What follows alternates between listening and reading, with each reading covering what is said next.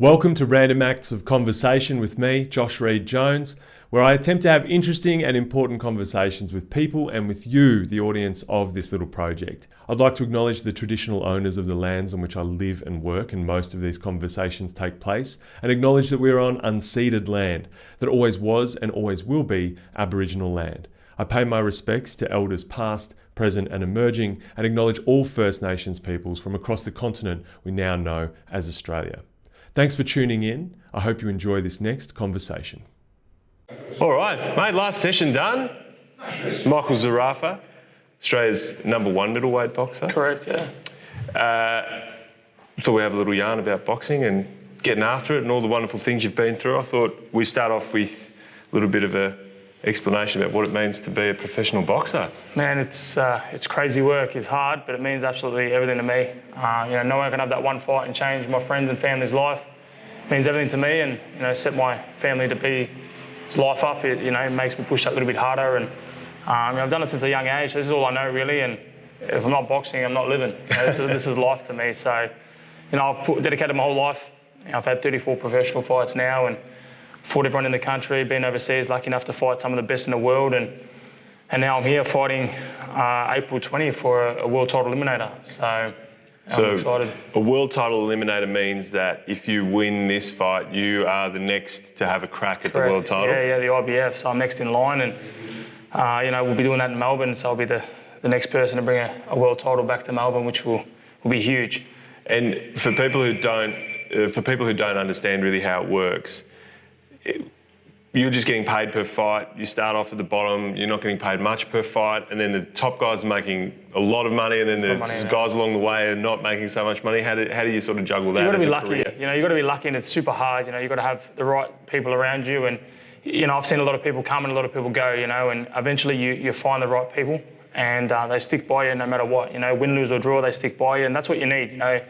It's like any other sport. You win some, you lose some, but it's been a hard journey. You don't start earning big dollars. I think my first fight I got $200. I was wrapped. I was like, I've made it. $200, and we're ready to go. But now when you fight the big names and you beat some of the big names. I've beaten Jeff Horn after coming off a huge win on Manny Pacquiao, which got my name out there and put me highly world ranked, and I took everything off him. And now, like I said, I'm #1 in the country. I've been that for the last five years, and I'm top 5 in the world now. So huge things moving forward. You have to make a decision to punch people in the face for a living. Is it something that you decided and then went after? Is it something that you were in the gym and you thought, actually, I reckon I can make a go of this? Like, what takes a young kid looking down the sort of future of their life and going, actually, I think I'm good enough, and this is the insecure way I'd like to make my living? You've got to have a few loose screws, I think. But I just knew I had the dedication. I knew it was going to be a hard road. It's the toughest sport in the world, but I knew that I had the dedication. I had the discipline. I didn't want to party. I didn't want to be out horsing around with all my mates and stuff like that. I knew, early mornings, late nights eventually will pay off. And I've come to that stage now, 15 years later, and I'm here fighting for the world title eliminator, which is, like I said, everything. I win this, I get a shot at a world title, and that's when the money comes, that's when, the legacy comes, and that's what it's all about for me. One of the criticisms of boxing is that it's hard to make the best people fight the best people, and it's hard to get a shot, and there's so many, for people who don't know, there's a bunch of different federations that all have their own world title belts and things like that, so you can be the champion in one federation and not in another one, and all that sort of thing.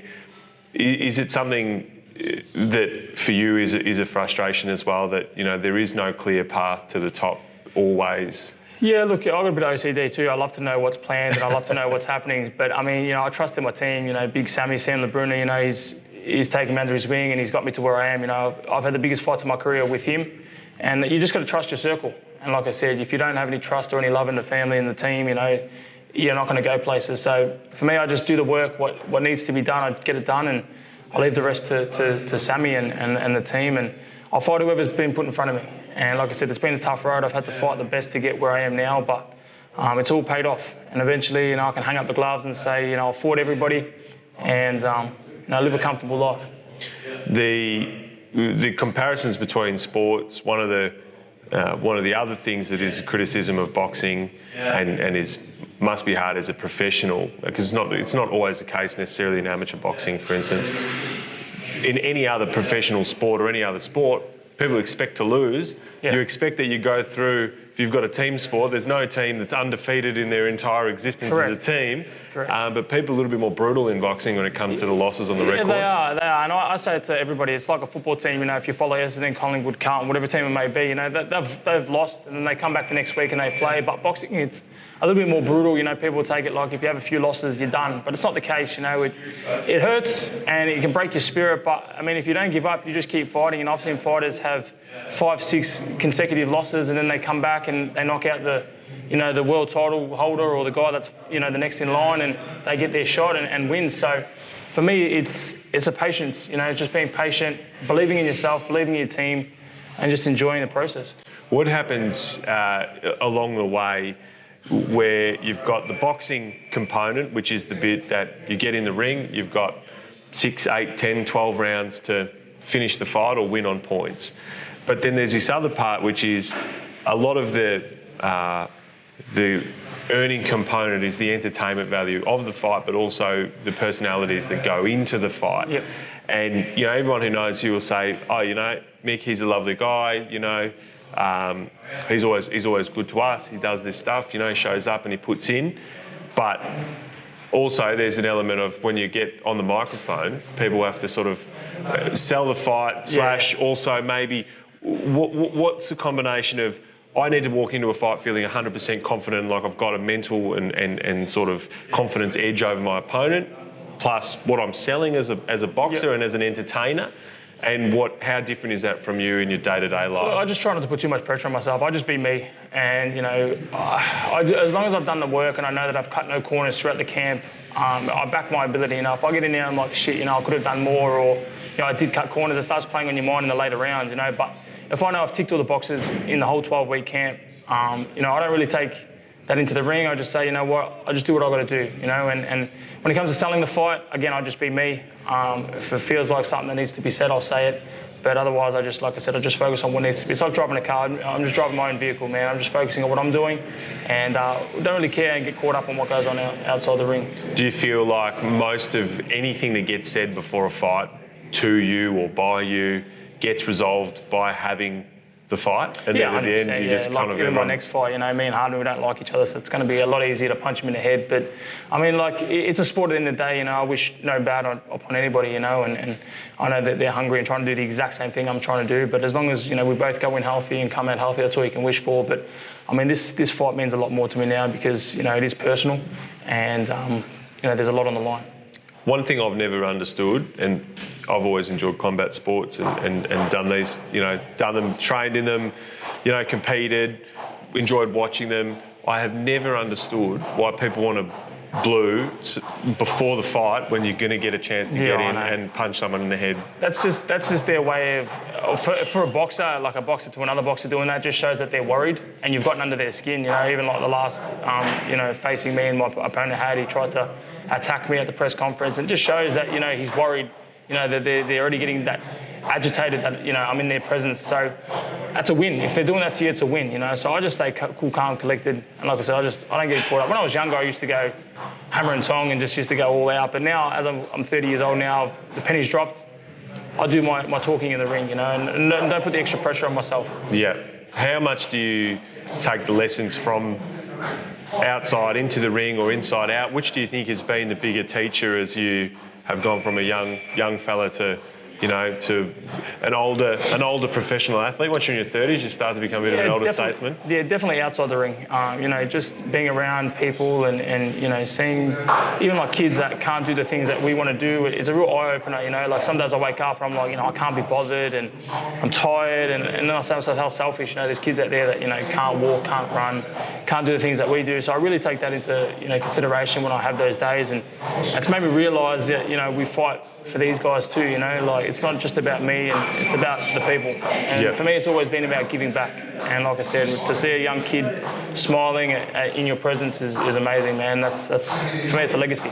What kind of lessons do you try and take when people come to you and say, hey man, what can you tell us? You've done some things, you've been up, you've been down.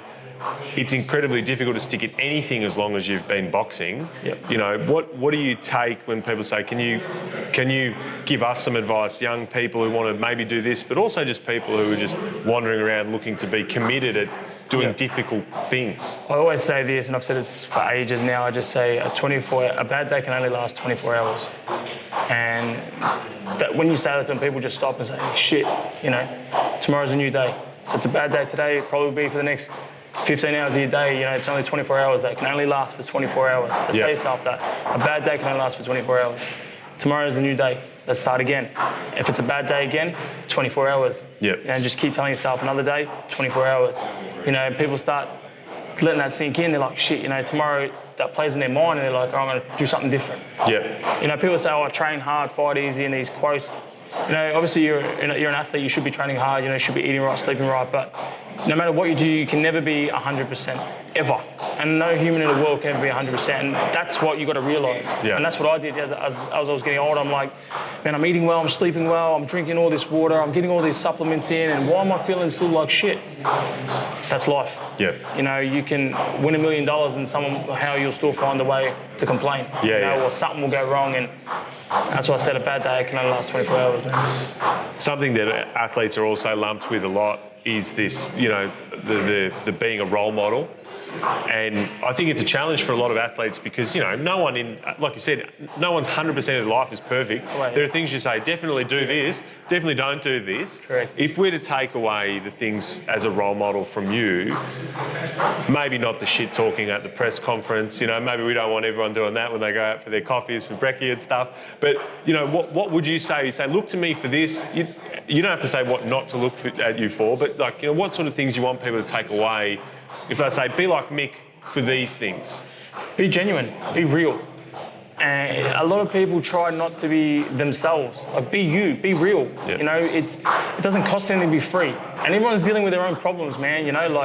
I could still be shaking your hand with a big smile, but I've got my own problems. So just be real, and a lot of people don't do that, and that's the key. We're meant to be helping each other, making each other grow, like when a baby's born, when it takes its first steps and it falls down, people clap and try to get it back up and eventually gets walking because it's got that motivation, it's got that help. And then as we get older and become adults, we fall down, everyone says stay down.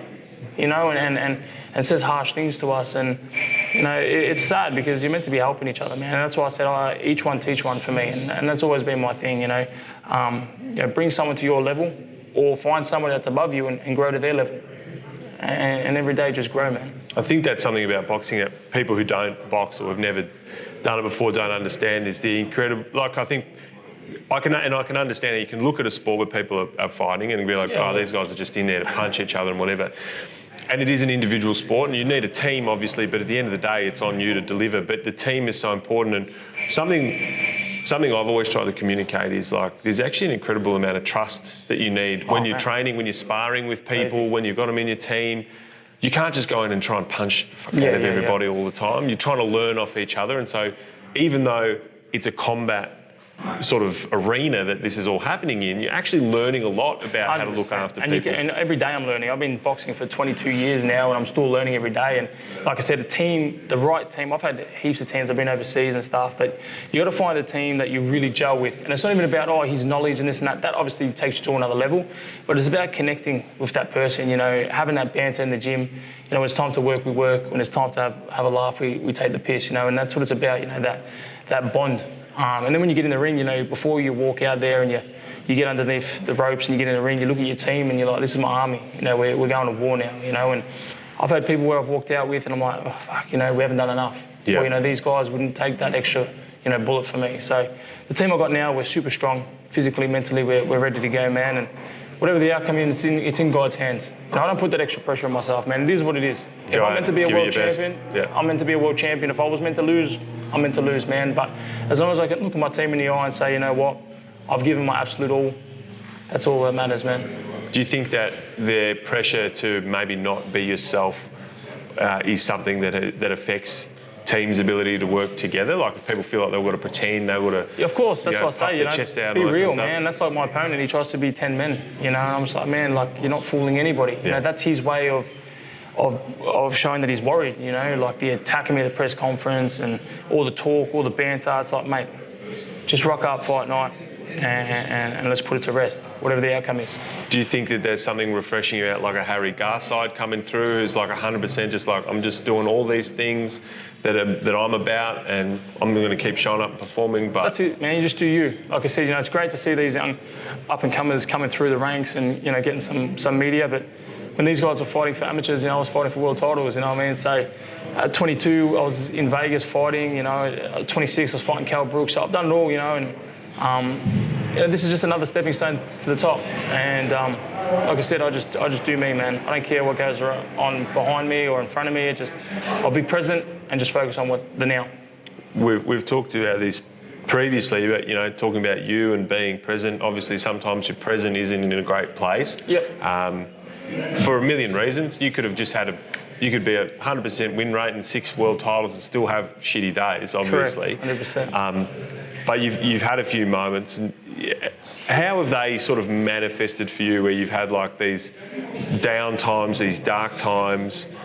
Have they come up off the back of bad performances, or have they come off of the back of frustration with opportunities, or has it just been that in your life you're just like, I don't know, I've just hit a bit of a rocky patch and now I don't know what to do? The last 2 years has been crazy, man. And if anyone went through what I went through, it could have been fatal. Like there was a lot of things mentally that were pretty bad, and I just tried to surround myself around good people, and I just kept telling myself, every day, 24 hours lasts for a bad day. You strung a few shitty 24 hours together. But I did that for 2 years, and I was like, why is everything like? What have I done in the past life to go through this? I was getting death threats. I was just, I was copping it in the whole COVID thing. It was just tough. Again, you just don't give up, and eventually it passes. And I'd rather have 2 years of bad and the rest of my life, bright and successful. I could have thrown in the towel then and said, you know what, I'm done with this boxing game. I'm going to go work and just, do what I got to do. But I said, you know what, this is why I started. I wanted to be a world champion, so I can't give up now. And it was tough. I'm not going to lie. There was so much things I went through. I fought with a lot of people because, I just needed to be by myself, because I felt like that was the answer. But, once I let a few people in, the good people and the right people, once you do eventually find those people, things just go to another level and you level up. What are some of the, I don't want to say regrets, but lessons from mistakes that you learned over that period? Because one challenge that I see, and it happens more for individuals and communities that are already struggling a lot of the time, where a mistake or a couple of mistakes have much more serious long-term consequences than people with good support around them, these things. You go through a time where you're feeling bad, you lash out, you say things, you do things that maybe later on you go, that's not the person I want to be. What kind of things did you do that now you look back on, you go, man, that was not me, and I'm not glad that I did that. And the only positive I take from it is that I know not to do that again. Well, I never really did anything. I just learned that don't talk to media unless there's a contract in place, because, well, what's being said and what gets delivered are two different things. And a lot of people, believe the media, what they saw, what they read. And unfortunately it tarnished me that little bit and it backfired. And for people who don't know, what is that sort of negative reputation? What was that sort of that I pulled out of a fight and I was scared of a fight, and that's not the case at all. I'm a full-time fighter. That's my job. Yeah. You know what I mean? It's like saying a golfer's scared to make a putt. You know what I mean? That's their job. So for me, people believe that, and it's sad that they do believe that, knowing that I've, was the king of Australia. I fought all around the world, put Australia on the map at times, and then they just turned the next day, and it did hurt. But again, like I said, I'm just recovering now, and this is the comeback story. The kid that, had everyone against him and turned the world around.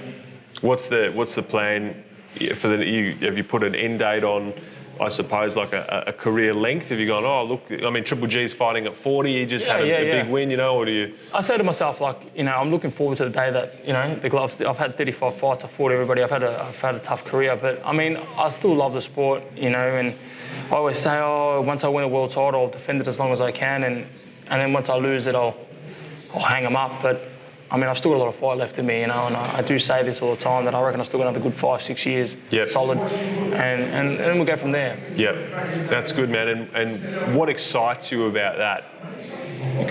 People often like, what's a motivation, all this kind of stuff. And I mean, motivation comes and goes. So, when you look forward, what excites you about getting out of bed and going, right, I've got to do 10 rounds of skipping. I've got to do 10 rounds on the pad. For me, it's my family to be, man. Yeah. I've said this, I don't want my kids to eventually to have, the life that I had, that struggle and, get early mornings, late nights. I want to give them the life that they deserve, and not being able to say no to them, like if they want to go on a holiday and, I want them to, I don't want them to be little spoiled brats, but I want them to, wear nice clothes and have a good education, eat good food, and not have the days where, like, I missed out on days where I didn't eat because, it was just hard and couldn't afford a pair of shoes, back then, and because I've got brothers and sisters, and my parents could only do so much. So for me, like I said, I just want to give back and just give a brighter future for the future to be. Yeah. Obviously, your own family is a consideration, which is great. It's important. I think everyone wants to keep their families well looked after and do that stuff. But you've also talked about your sort of experience as a kid where people have sort of told you, mate, what are you doing? Yeah, you're kidding yourself, pal. What's going on here? When you think about raising your kids and you think, I want to give them good stuff, but also juggling that. A bit of struggle gives you a bit of character as well. Of course. But I want to teach them, obviously, that I can obviously give them that, but they've got to earn that, you know what I mean? It's not just I'm going to wake up in the morning and give them whatever they want, but, being able to not have to stress and say, crap, I've got to do this, I've got to do that, because, I can't afford it, and, I don't want to have to do that. I want to be able to set myself up comfortably. There's other ways to make money. I don't need to box. Yep. But no one can have that one fight, and all it takes is just discipline, dedication, and heart, which I've got all three. So, as a kid that went from getting told this is a stupid idea, which also, statistically speaking, people can always go, well, hardly anyone becomes a world champion boxer and all this stuff. So you can understand that, I guess, in one sense. But what would you tell people in the way that they speak to kids who come with big dreams? What kind of stuff would you say to them to talk to those kids and not give you the old, mate, you're kidding yourself, we'll see you on the dole line, we'll see you, you'll be a bum in a year, blah, blah, blah. Man, what helped me a lot is believing in yourself. It doesn't matter what anybody else says, like, people's opinions mean nothing. And at the start, I used to be like, someone say, oh, he's big, he's strong, I'd panic, and he's got tattoos, and, I used to freak out, and when I was 18, 19 in the pros, but now I'm like, you know what? I've got tattoos. Yeah, now you've got tattoos, man. Exactly right, and it doesn't make you any stronger, and I just believe in my own ability, and I just tell people, as long as you believe, and you truly believe it, it does not matter. It reminds me of that scene in The Pursuit of Happiness where he tells him you can't be a basketballer, and then he says, oh, hang on, man, don't listen to me. Correct. That's a silly thing for me to say. And that's what I say, people always put each other down because no one sadly wants to see somebody else do better than them. You know what I mean? And successful people do. Successful people want to see other people be successful. But guys that are, suffocating in their own lives or going on with their own problems or failing at what they want to do or giving up, they don't want to see those people move forward. And it's a shame. But for me, like I said, just believe in yourself. And as someone who's, going up to the top, climbing the rope up, what kind of ways do you try to throw the rope back down to bring other people up? Just experience. Just talk to them about my experiences. Even like the young kids that, sparring, they'll be like, oh, I'll be like, what'd you do today? Like, oh, I ran 20 Ks. I'm like, man, I used to do that. Stop doing it. And they're like, oh, why? I'm like, man, you're not a runner. We're boxers. And I used to train 8 hours a day and run here, run there, do sparring. And I just tell them, man, like, I've learned, listen to experience. You can't buy that. Yeah. You know what I mean? And you can't, learn into the future unless someone, hands that down. So I say to these guys, man, just chill out and just give them the steps to get to where I'm at. Yeah. You know what I mean? And that's the best way to do it, I reckon. You're mostly just getting a lot of questions come fight time, then it quietens off. Usually the press quiets off in between fights and stuff. What do you wish people would talk to you about in between big fight announcements? I mean, everyone I talk to about boxing, I wish they asked me, Mick, how's your day? Yeah. You know what I mean? Like, how you feeling? Like, it's always boxing, even when I'm at home or wherever at a party or, it's always boxing talk. But, I wish someone said to me, Mick, how you been? Yeah. How's your day? But for me, like I said, I switch off and I'm like on autopilot. People talk to me and my mind's elsewhere and I'm just talking away and I don't really listen or get caught up too much. Once you get asked the same question 1,000 times, pretty easy. Yeah, it's the same thing. I reckon I've answered the same questions 1,000 times. What's the other stuff that keeps you interested and busy that's not boxing, like outside of boxing? Man, I like to stay low key, man. I don't really like to do much. Just be around just my family, friends, and just chill out, man. Partner. Yeah, just chilling out, man. Just chill out. Nothing too crazy. I've never been into that party scene, going out and loud music. I just like being quiet, chilling out, Netflix, get some takeout, some KFC. It's funny how in boxing there's often those two kinds. There's the kind of very quiet people, and then there's the guys who they party hard, go hard, do the things, you know. So I think it's because I'm so crazy throughout the week. When it comes to weekends or just my downtime after fights, I'm just like, you know what, can't be bothered. Just want to chill out. So how heavy do you walk around out of camp? 76, 77. And then you fight at 72. Yeah, so not too much. That's not too much. Yeah. Because I'm a 69 kilo fighter. Yeah. So we'll see how we go. And mate, if you could sort of say anything to everybody and let them know anything in particular, apart from come to the fight.